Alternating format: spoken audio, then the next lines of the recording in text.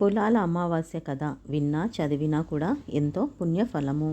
పూర్వం ఒక గ్రామంలో బ్రాహ్మణ దంపతులు నివసిస్తూ ఉండేవారు. వారికి 7 కుమారులు ఉన్నారు. యుక్త వయస్సు రాగానే వారందరికీ వివాహాలు చేశారు. వారికి సంతానం కూడా కలిగింది. గ్రామంలో విడివిడిగా కాపురాలు పెట్టుకున్నారు. తమ సంతానం బాగా ఉండాలంటే పోలాంబ అమ్మవారిని శ్రావణ మాసంలో అమావాస్య నాడు పూజిస్తూ వ్రతం చేయాలని విన్న ఆ 7 మంది శ్రావణ మాసం కోసం ఎదురుచూడసాగారు. శ్రావణ మాసం వచ్చింది. అనేక వ్రతాలు ఆచరించారు. ఆ మాసంలోని చివరి రోజు అయిన అమావాస్య నాడు పోలాంబ వ్రతం ఆచరించేందుకు ఏర్పాట్లు చేసుకున్నారు. అయితే ఈ వ్రతం రోజు ఉదయాన్నే 7వ కోడలి కుమారుడు మరణించాడు. అందువల్ల వ్రతం చేయలేకపోయారు. మరుసటి సంవత్సరం వ్రతం చేసేందుకు ప్రయత్నం చేశారు. కానీ మళ్ళీ ఆ సంవత్సరము 7వ కోడలి మరో బిడ్డ మరణించింది. దీనితో వ్రతం చేయలేకపోయారు. ఈ విధంగా ప్రతి సంవత్సరం వ్రతం చేసేందుకు ఏర్పాట్లు చేసుకోవడం, ఆ రోజు ఉదయం 7వ కోడలి బిడ్డ మరణించడం, వ్రతం చేయలేకపోవడం, ఈ విధంగా 7 సంవత్సరాలు జరిగింది. మిగతా 6 మంది కోడళ్ళు 7వ కోడలి వల్ల వ్రతం చెడిపోతూ ఉంది అని తిట్టుకోసాగారు. ఆమెకు ఎక్కడా లేని దుఃఖం కలుగుతూ ఉండేది. మరుసటి సంవత్సరం అంటే 8వ సంవత్సరం వ్రతానికి అవసరమైన ఏర్పాట్లు అన్నీ చేసుకున్నారు. అయితే ఆ రోజు ఉదయమే 7వ కోడలి బిడ్డ చనిపోయింది. ఈ విషయం తెలిస్తే అందరూ నిందిస్తారని, వ్రతం తన వల్ల ప్రతి సంవత్సరం చెడిపోతూ ఉందని కొప్పడతారని భయపడ్డ ఆమె తన బిడ్డ మరణించిన విషయాన్ని బయటకు చెప్పకుండా చనిపోయిన బిడ్డ శరీరాన్ని ఇంటిలో ఉంచి తోడి కోడళ్లతో కలిసి వ్రతంలో పాల్గొంది. అందరూ ఆనందంలో వ్రతం చేస్తూ ఉన్నా తాను మాత్రం యాంత్రికంగా వ్రతంలో పాల్గొంది. రాత్రి వరకు అలాగే గడిచింది.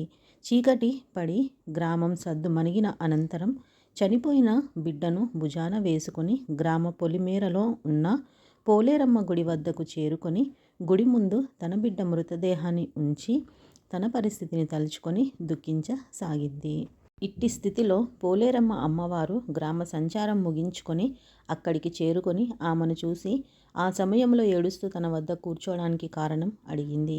దీనితో ఆమె గత 8 సంవత్సరాలుగా జరుగుతున్నదంతా వివరించింది.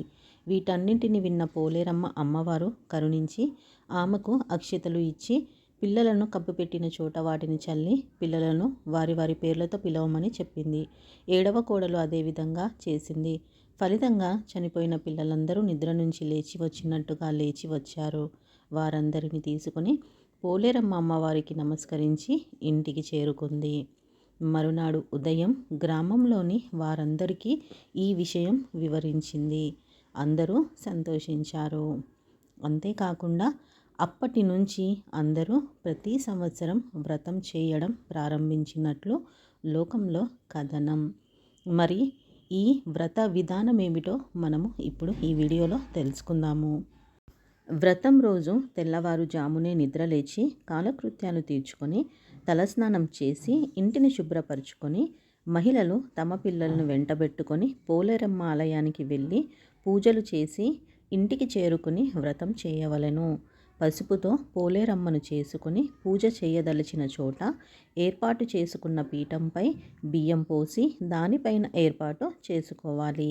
ముందుగా వినాయకుడిని పూజించిన తర్వాత అమ్మవారిని షోడశోపచారాలు అష్టోత్తరాలతో పూజించాలి.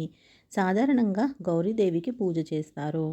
పూజ ముగించిన తర్వాత పసుపు రాసిన దారానికి పసుపు కొమ్మును కట్టి తోరం తయారు చేసుకుని పూలతో పూజించాలి. తోరమును ఒకదానిని అమ్మవారికి సమర్పించాలి. మిగతా తోరములను పిల్లల మెడలో వేయాలి. తర్వాత పెరుగన్నము నైవేద్యంగా సమర్పించడంతో పాటు ఆ రోజు దానినే ఆహారంగా స్వీకరించాలి.